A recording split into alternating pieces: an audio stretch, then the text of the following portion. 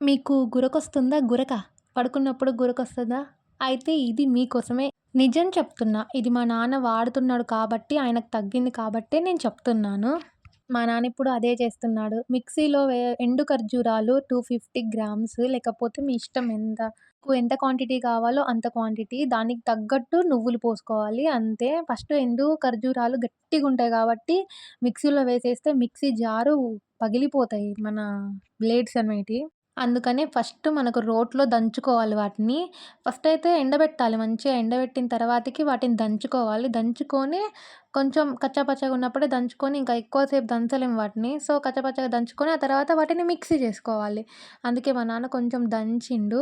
ఆ తర్వాతకి మిక్సీలో ఏసి ఫైన్ పౌడర్‌లాగా చేసుకోవాలి.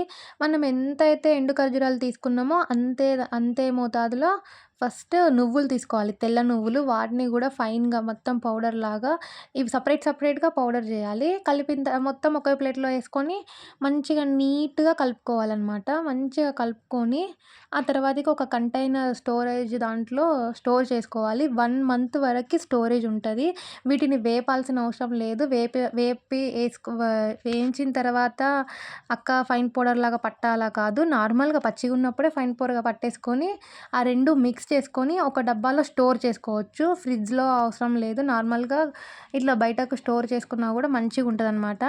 రోజుకి ఒక స్పూను మార్నింగ్ టైము.